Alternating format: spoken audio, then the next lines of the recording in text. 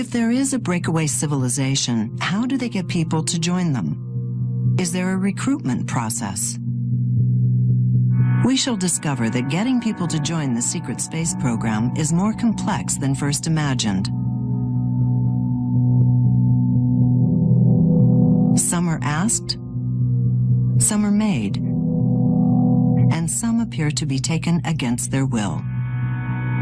There's recruitments where certain individuals are picked to participate in projects and to be a part of particular agendas. I have an experience myself of being recruited to go off planet in 2006 to join a Mars colony, and so there's specific reasons why certain individuals are picked. And to get to the bottom of it is not the easiest thing because, I mean, you're unraveling a huge mystery. I mean, there's things like quantum access technologies that are used to target individuals. What I discovered in my recruitment process is something called looking glass technologies was used, and something called the Orion's Cube. These were names that were in the emails connected to how I was chosen. And this isn't just tracking me in this particular incarnation. There was a pre-targeting before I was born. So a lot of kind of strategies are in place. If we kind of look at the bigger picture and some of these controller groups and how they manage timelines and how they work with these technologies to achieve a specific desired result, these things have been in the works for a long time. And so when we look at different elements of like the defense departments and things that happened after the Second World War, we're dealing with certain agendas that had good intentions to start with. Lori Eisenhower was recruited for the secret space program. Specifically, they wanted her to go to Mars, where they said they had a base. Is it possible that humans have a base on Mars? To confirm that we do have a base on Mars, we spoke to Randy Kramer. Randy claims to have spent years as a soldier fighting a war on Mars.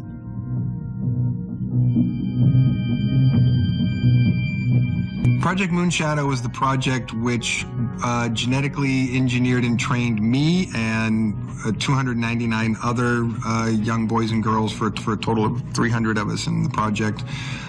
We were all genetically engineered from the ground up, Petri dish level, and then trained from, you know, pretty much, I mean, the programming, the sort of teaching, training programming starts at a infantile toddler age, and then you start physical, like showing up to physical locations for training probably by 4.5 years old. So very, very, very young starting. But none of those early stage, training programs or so forth are like really shocking or violent or scary or anything. They're all just programs, training systems designed to teach you hand-eye coordination, group dynamic functions, how to work as a team.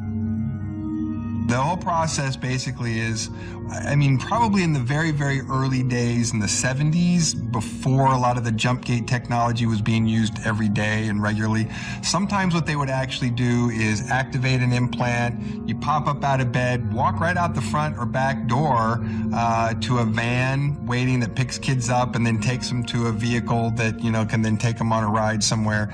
And essentially, delta wave emitter from a ship above makes everybody sound asleep, because delta waves are sleep waves, and if you're imposing a delta wave emitter over a neighborhood or over a part of a city, everyone will just snooze right through the whole thing. And if you have someone who you can activate in that process, be immune to the effects, walk out of the room, get into a van, no one's going to be awake for it. No one's going to be looking out a window. Even someone sitting at their kitchen table is going to all of a sudden feel drowsy and pass out for a few minutes and then wake up and go, oh, maybe it's time I go to bed. So, I mean, it'll just knock everybody out. So you could do that and no one would see anything. There would be no evidence of that. And then once they started using the jump gates full time, then just a couple of jump gate technicians pop in, say, hey, time to go. And you go, okay. And you go through the jump gate to whatever the next training session, and then they bring you back. And because of quantum dilations, which is essentially a temporal loop where you're taking someone out for a ride and then back again so that they can exercise so much training time and can go by, and then you bring them back 15 minutes after they left so that there's no paradox of taking them out of time. So also that way you can take someone away at 2:30 in the morning for days weeks even for training period, and then bring them back, and everyone wakes up the next morning not knowing that anything occurred. And even for the subject, usually you do remember things, but I'm telling you, when you wake up from that experience, what you tell yourself, because you're in your bed, it's the next day, wow, what a crazy long dream that was. It seemed like I was dreaming for days. A Project Mannequin is a program that manages augmented soldier projects for like everybody. So the various military intelligence programs have individual projects that they work on and have been working on for decades, and then Project Mannequin takes parcels from those departments and organizes and figures out where needs for soldiers are, either terrestrial, earthbound, or elsewhere, and then work on the assignments on where everybody goes. So they're kind of the granddaddy organization of covert genetically augmented super soldier programs, or genetically augmented soldier programs, because they manage it all and tell everybody where they're going to go.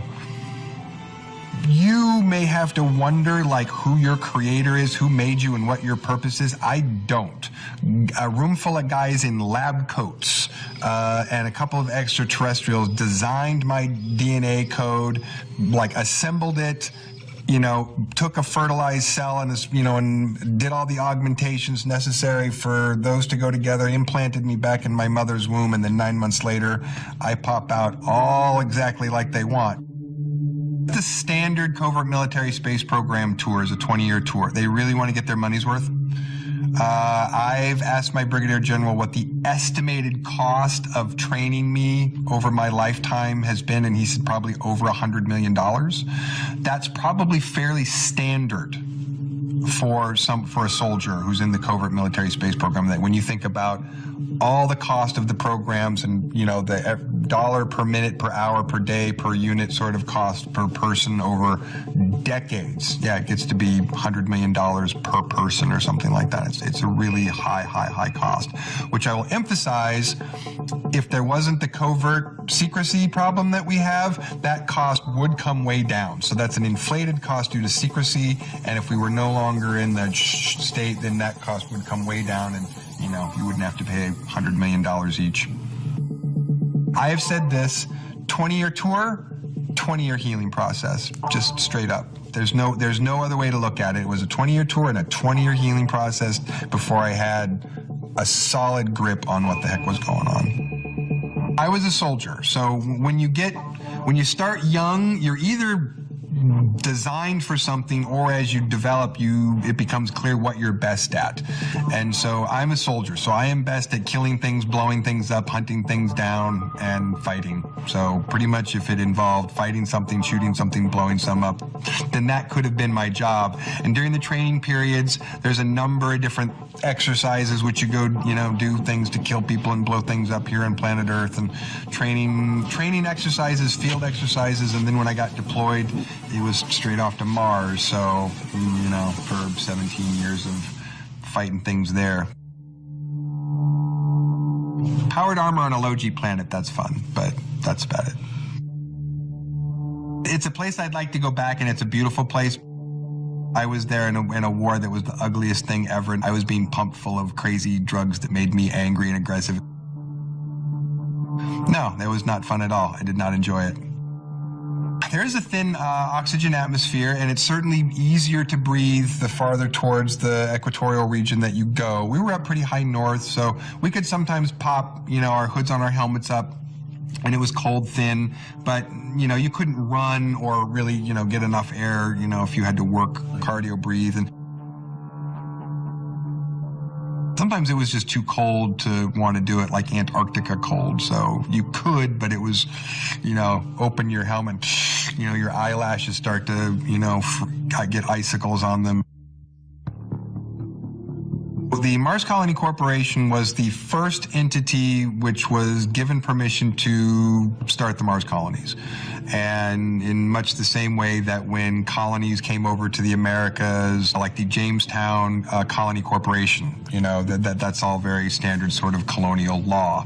So creating a Mars Colony Corporation was fairly standard. Now the ICC, the International Corporate Conglomerate, that came a little later. That sort of came as an entity, a banking organization that eventually sort of assumed a lot of financial control. So as I understand it, the MDF, which is the Mars Defense Force, is a military contractor which is run by the Covert Military Space Program and its officer cadre, but it contracts to the MCC and the ICC.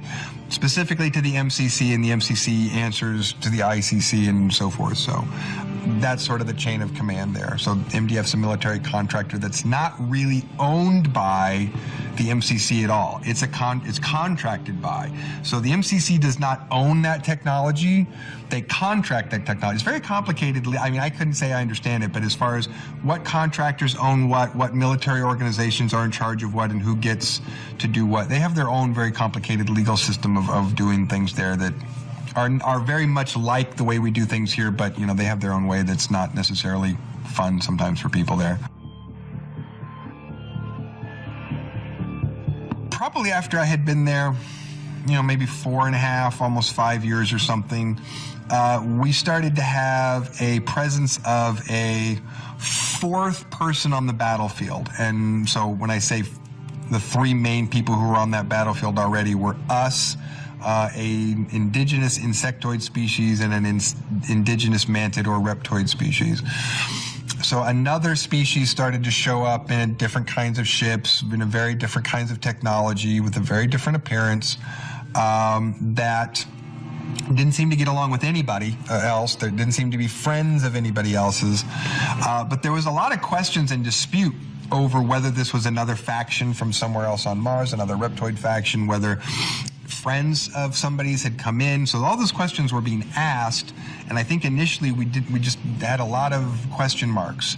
But what we knew for sure is that when they showed up in the battlefield, that changed the focus of attention of what was happening. So that essentially everything was then focused in that direction on them.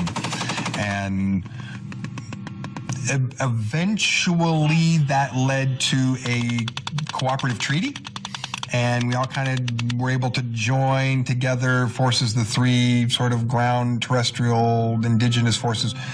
Interestingly enough, the reptiles and the mantids started to consider us another indigenous species because we lived there, which is not the same thing as wanting to come from somewhere else and just take, you know, we're just coming here to take everything that we can. We had moved in, we were neighbors now, and we might get into disagreements, but we lived there and we were neighbors now, and they were willing to respect that as long as we respected that we weren't there to destroy the freaking planet.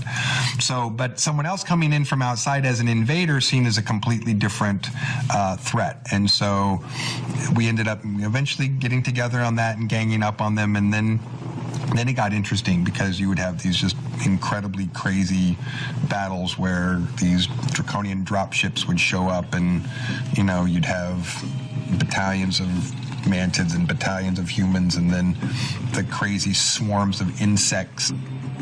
So you have 4 distinct species using 4 distinct modes of tactics, technology, and battle sense, all kind of working with against one other group. It was nuts. I would call it a tactical and strategical nightmare.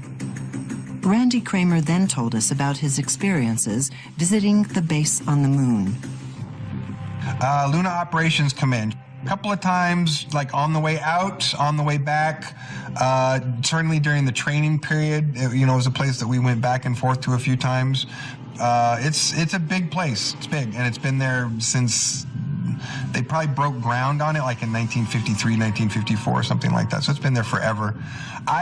One of the things that I thought was the most fascinating about it was how, depending on the part of the complex that you're in, you could really feel like you're walking through time, walking from one end to the other, because you might be at a part that was built in 1955. The doors tile clocks, the signs over the doors, the light switches, the desks are from 1955. Like, there's all this old materials in some places. They have not replaced or upgraded in some locations. So you literally feel like you're walking into almost like a historical set from a World War II movie because of all the sort of World War II era, 1940s, 50s kind of materials. And then as you move along to different areas, you can get to all these different upgrades of building materials, 60s, 70s. I remember walking down the hallway to the administration section and noticing that it was the same yellow wall paint, the same yellow carpet that was in my doctor's office when I was in the 70s, with the same pleather chairs, whether that mustard yellow color, right? Same stuff. The carpet was all ratty and had holes in it and totally needed to be torn up and replaced, but nah, they weren't going to spend money on that part. But you get to like one of the advanced medical sections, and then it's like you're in 2055, and you've walked from 1945 to the future just because of when something was built. No upgrading whatsoever, and you could walk through a number of departments and feel like you've just walked through time to get from one end to the other. That's what trips me out sort of about it. It's a trippy place, but it's huge. I couldn't tell you how many levels, how many square feet, how many miles, deep, wide. But it's big because it's been built and expanded on over the decades. It just keeps bigger and bigger. But what was it like to be out in deep space? It is the most gorgeous thing ever. If you've ever been far out from light bleed, out in the middle of nowhere, super, super clear skies. Zion National Park, probably one of the places on the planet that has some of the clearest, starriest skies. And I've had people tell me being out in the middle of the ocean, on a calm ocean in the middle of the night, is very similar because the stars reflecting off of space make it feel like you are completely surrounded by stars. So if you think about what a starry night sky looks like in that clear, away from the city light bleed looks like, which is full of stars, imagine even more full of stars because you're actually outside the atmosphere. You actually get farther away from the sun, and those stars get even brighter, and so you see even more stars. So when you're out in space, what you notice is if you turn everything off and you're in the dark, so to speak, nothing of the kind. You are lit up in a sea of stars. I mean, you could read a book by it. It's that bright when you're out there. The power goes out. I can whip out the emergency manual and hold it up to the window, and I can read by starlight. It's also not confusing because we're in the arm of the galaxy, all right? And so the band of the Milky Way galaxy that goes across the sky when you're looking up from the sky. Well, when you're in space, that's not a band that arcs across the sky. It's a circle that goes all the way around you, and it is in the horizon position because of where we are in the arm. So when you're out there in space, you look up and there's the northern stars, and you look down and there's the southern stars, and then all around you are the constellations. Just like clock position. How space people navigated in space forever, right? So when you're out there, you can look in any direction and know pretty much where you are, where you're going. There's no sense of I'm lost, where am I? It's dark, I don't know what's happening. It is absolutely the most visible, beautiful, gorgeous, easy to figure out where you are. And again, that horizon point, that up and down thing, all of a sudden, because you think as a pilot on the ground, when I'm out in space, there's not going to be an up or a down. Yeah, there's totally an up and a down, and it's the horizon line of the galaxy that goes around you in that band. It's a circle that goes all the way around you, and you're never above or below that horizon point because you'd have to above or below the galaxy line to get out of that. And any direction you go, you're not getting outside of that horizon line, so that horizon is a constant. You have to leave the galaxy for that ring around you, that horizon point, to disappear. When you're out there and it's totally dark and it's totally quiet and the engine hum turns off and the electrical hum turns off and there's nothing in radio going on in your ear, space makes music. There is a musical sound that it makes. And I am told by extraterrestrials who understand this a bit better than I do that if you become really familiar and psionically attuned to hear that sound, you can navigate by it. That it actually will tell you which directions you want to go by which music you follow. But anyway, when you're out there really quiet and it's really dark, you can't hear it. It is like background. I've heard people say it's like angels singing. It kind of is. I mean, it's really just this amazing music that's kind of indescribable.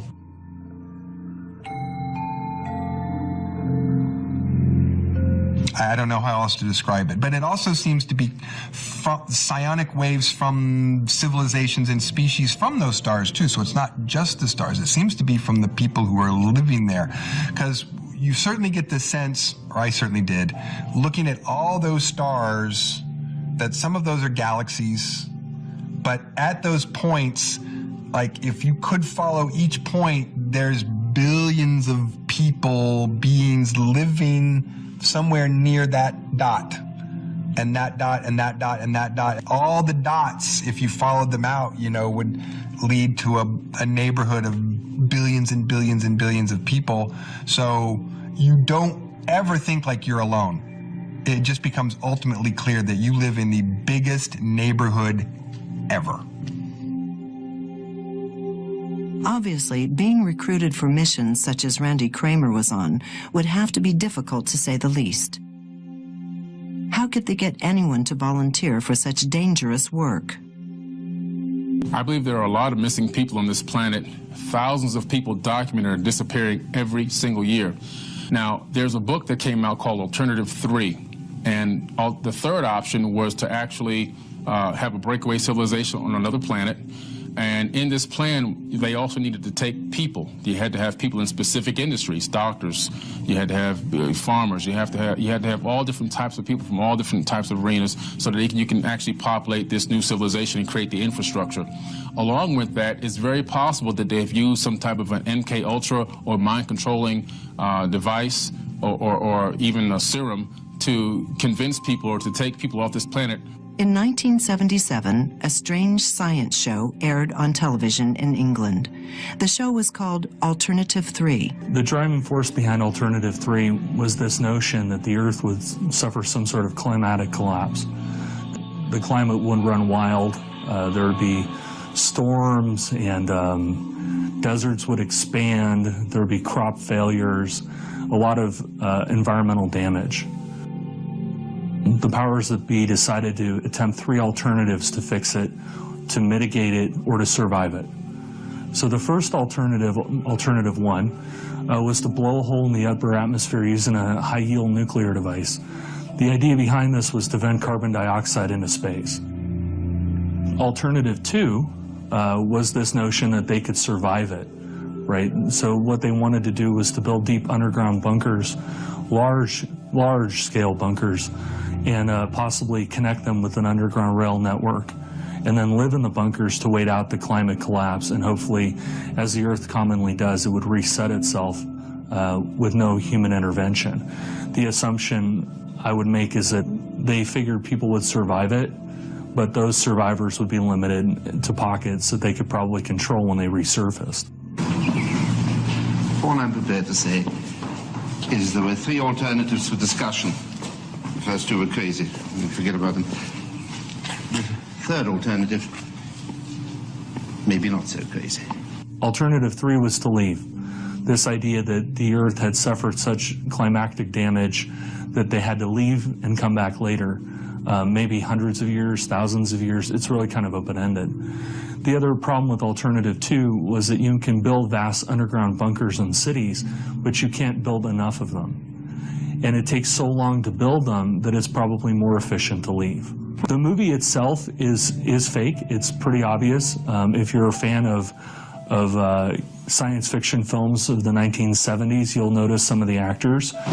To say, as soon as the program finished, pandemonium struck England. The station which aired the program was inundated with worried calls. It was then that they had to admit that the entire show was a fake. Alternative 3 was a leak of high-level information concerning the secret space program that was already in full effect by the time of the airing of the show in 1977. Many researchers thought there was more to the program, that it was revealing a kernel of truth. Was the showing of Alternative 3 a warning? Is there evidence of people disappearing?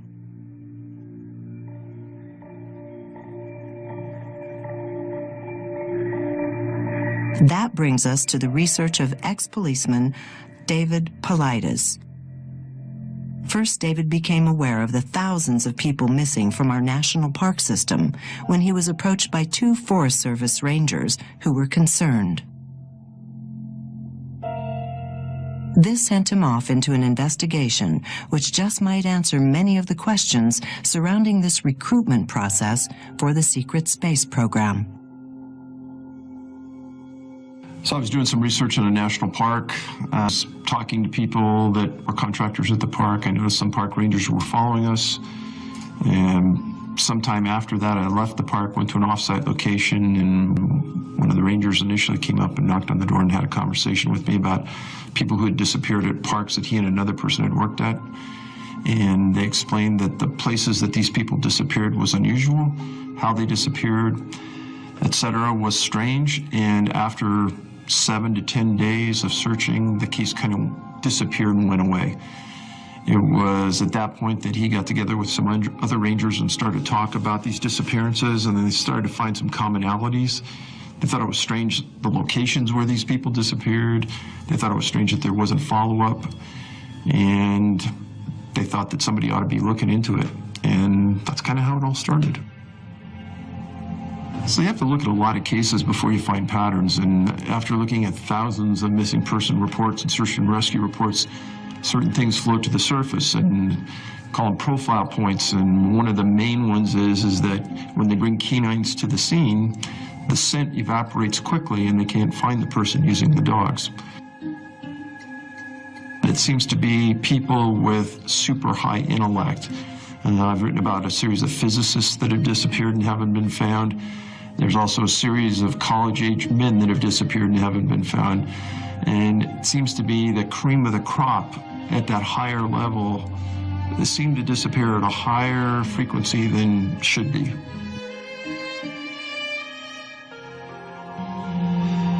There was a case I just recently talked about regarding a physicist from Germany who was at a conference in Lake Arrowhead, California.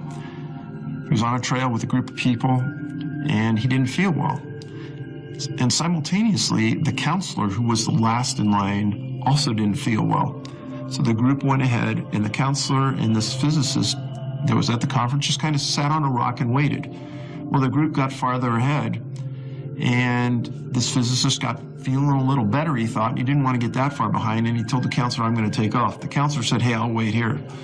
Well, he took off. That was the last time he was ever seen. And that was a strange one because it wasn't in a real deep wooded area. It was around Lake Arrowhead, up above the LA County area, and he's never been found. It's been several years. Within the last 18 months, certain things again keep floating to the surface, and one of those things we found is that people of German ancestry have disappeared at a higher frequency than normal, and it's unexplainable why, and there aren't a lot of archived material that talk about a person's ethnicity, but the times that it is, it seems as though German comes up more than it should be. We will probably never know if the missing and disappeared people are actually going into the secret space program. The fact that the government and Forest Service don't seem to care about any of this is troubling.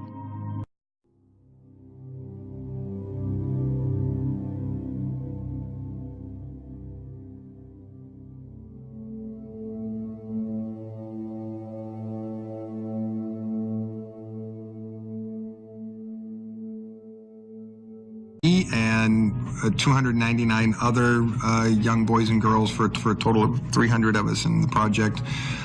We were all genetically engineered from the ground up, Petri dish level, and then trained from, pretty much, the programming, the sort of teaching, training, programming starts at a, infantile toddler age, and then you start physical, like showing up to physical locations for training probably by 4.5 years old. So very, very, very young starting. But none of those early stage, training programs or so forth, they're like really shocking or violent or scary or anything. They're all just technologies was used, and something called the Orion's Cube. These were names that were in the emails connected to how I was chosen. And this isn't just tracking me in this particular incarnation. There was a pre-targeting before I was born. So a lot of kind of strategies are in place. If we kind of look at the bigger picture and some of these controller groups and how they manage timelines and how they work with these technologies to achieve a specific desired result, these things have been in the works for a long time. And so when we look at different elements of like the defense departments and things that happened after the Second World War, we're dealing with certain agendas. Some are made, and some appear to be taken against their will. There's recruitments where certain individuals are picked to participate in projects and to be a part of particular agendas. I have an experience myself of being recruited to go off planet in 2006 to join a Mars colony, and so there's specific reasons why certain individuals are picked. And to get to the bottom of it is not the easiest thing because, I mean, you're unraveling a huge mystery. I mean, there's things like quantum access technologies that are used to target individuals. What I discovered in my recruitment process is something called looking glass.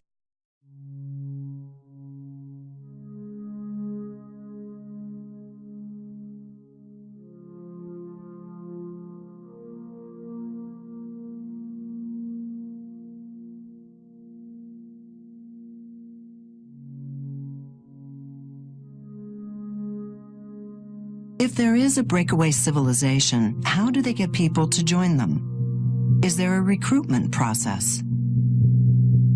We shall discover that getting people to join the secret space program is more complex than first imagined. Some are asked that had good intentions to start with.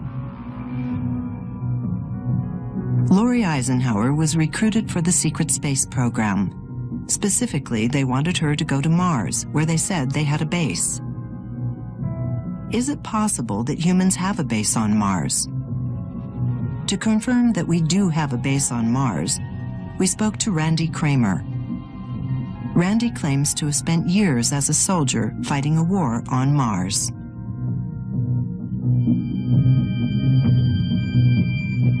Project Moonshadow was the project which genetically engineered and trained me